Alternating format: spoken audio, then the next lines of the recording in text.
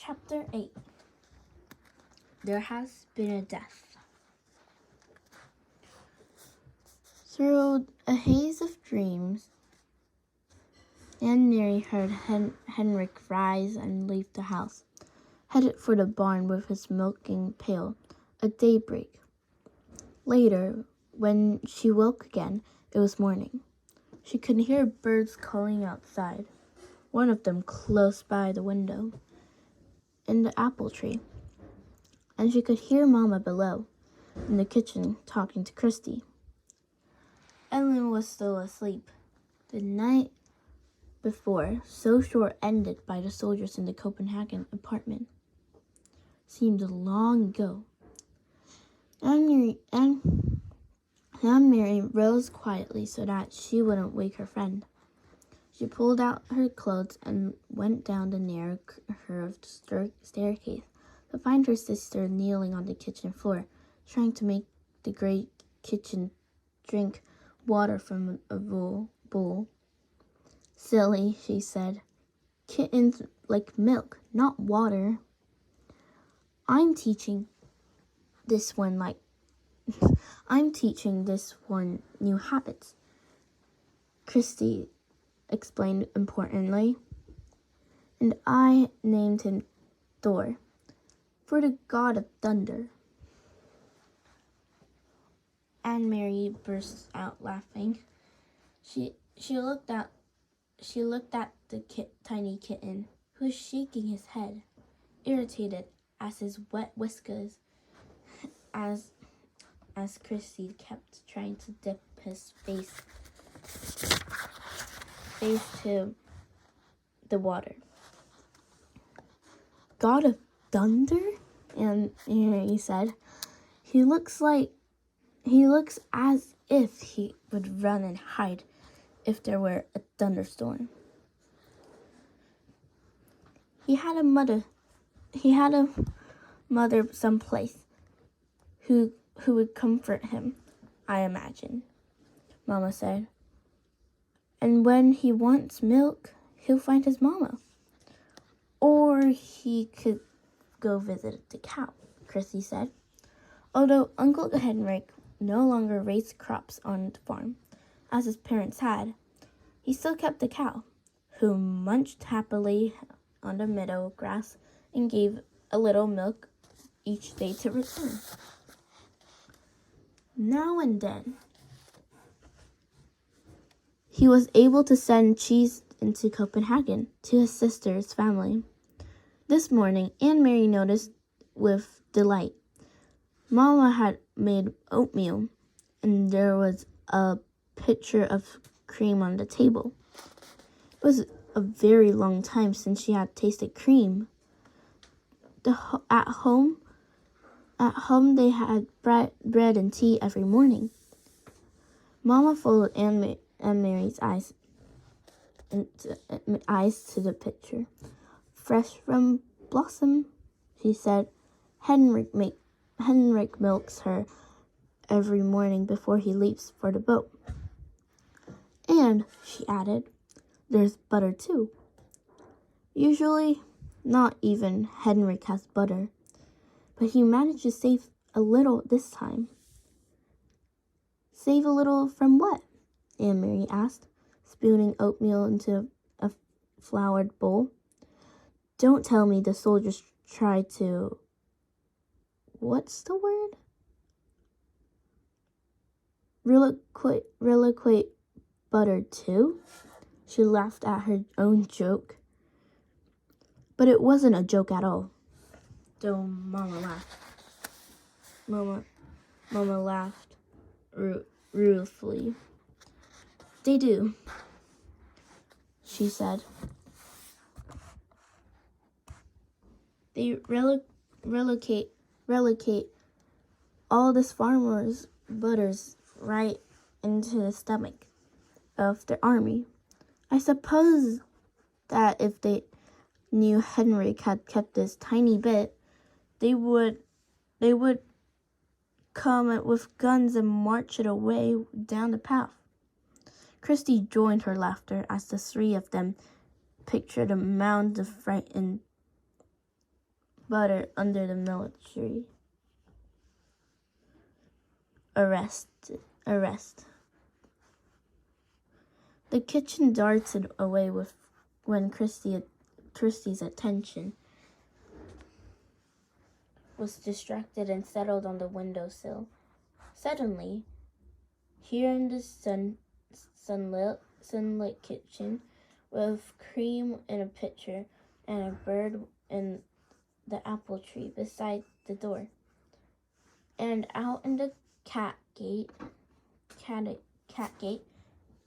were Uncle Henrik, surrounded by a blue sky and water pooled in his nets, filled with shiny silver fish. Suddenly, the specter of guns and grim-faced soldiers seemed nothing more than a ghost story, a joke with which to frighten children in the dark. Ellen appeared in the kitchen doorway, smiling, sleepily. And Mama put another floured bowl of steaming oatmeal on the old wooden table. Cream, Aunt Mary said, gesturing to the pitcher with a grin.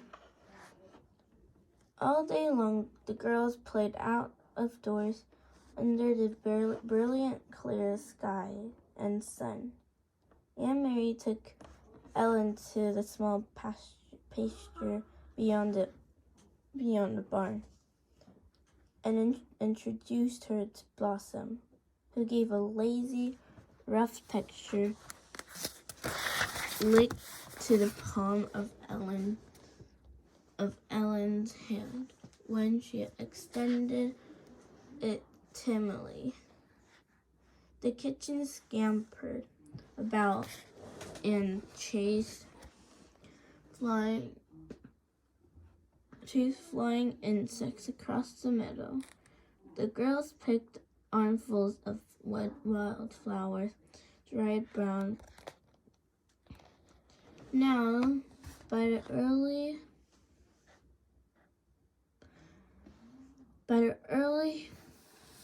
armfuls of wildflowers, dried brown. By the early fall chill, and arranged them in pots and pitchers until the tabletops were crowded with their bouquets.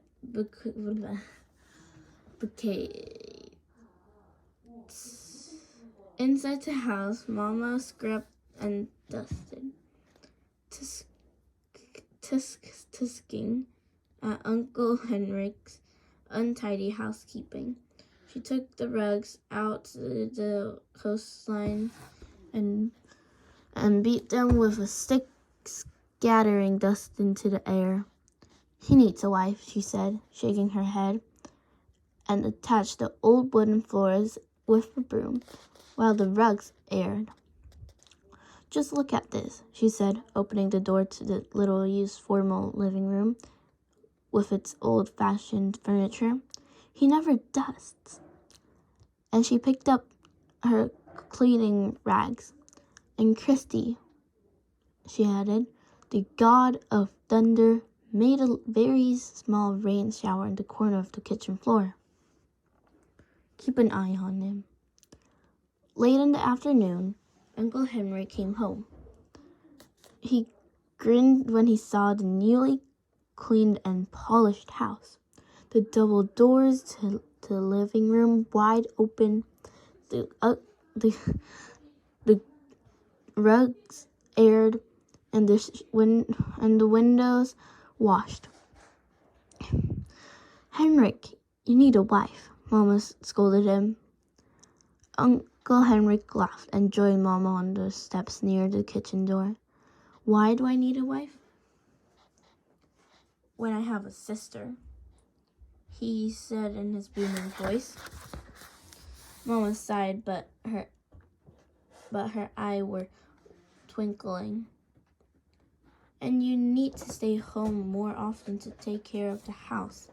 This step is broken, and there's a leaking faucet in the kitchen. And Henrik was grinning at her, shaking his head in mock dismay. And there are mice in the attic, and my brown sweater has a big moth hole in the sleeve. And if I don't wash the windows soon, they laughed together. Anyway, Mama said, I have opened every window, Henrik, to let the air in and the sunlight. Thank goodness it is such a beautiful day. Tomorrow will be a day for fishing, Henrik said, his smile disappearing. And Mary listening, recognized the old phrase. Papa had said something like it on the telephone. Is the weather good for fishing, Henrik? Papa had asked. But what did it mean? Henrik went fishing every day, rain or shine. Denmark's fishing didn't wait for sunny days to take their boats out and throw their nets into the sea. And Mary, silent, sitting with Ellen under the apple tree, watched her uncle. Mama looked at him. The weather is right, she asked. Henrik nodded and looked at the sky. He smelled the air. It will be going back to the boat tonight after supper. We will leave very early in the morning. I will stay on the boat all night.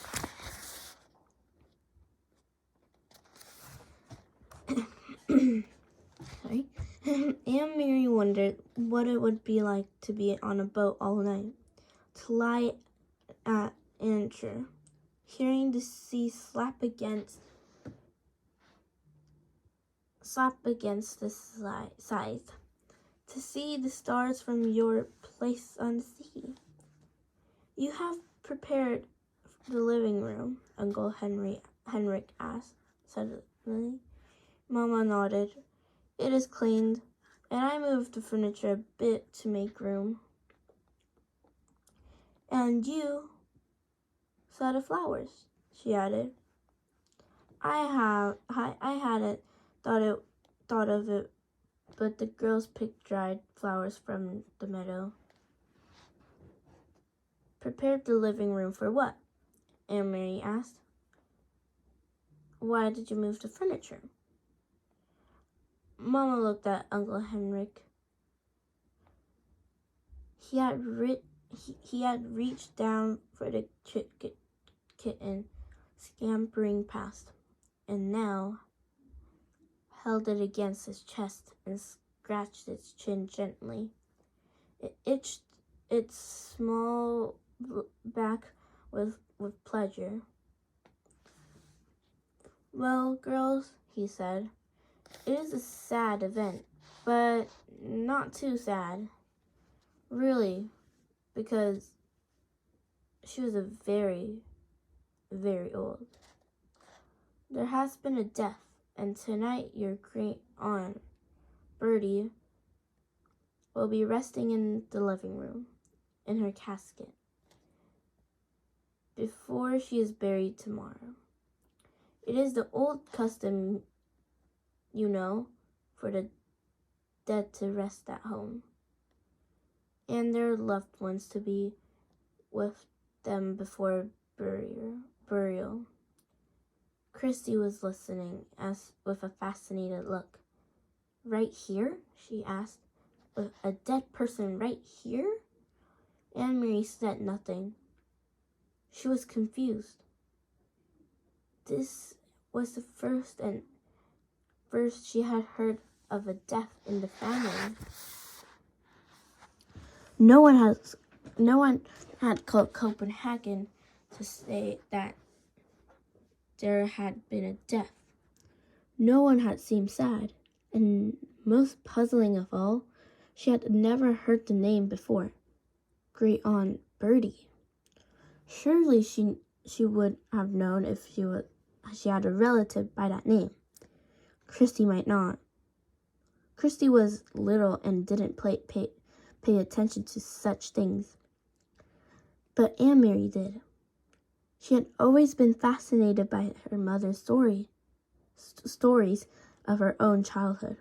She remembered the names of all the cousins, the great aunts and uncles who had been a tease, who had been a grouch,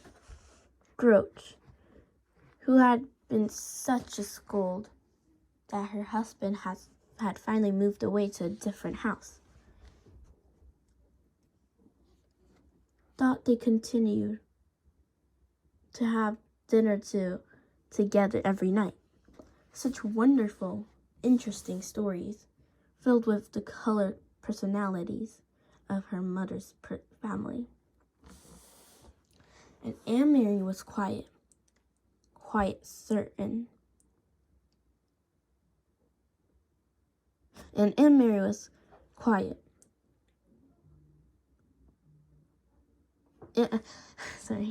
And Aunt Mary was quite certain.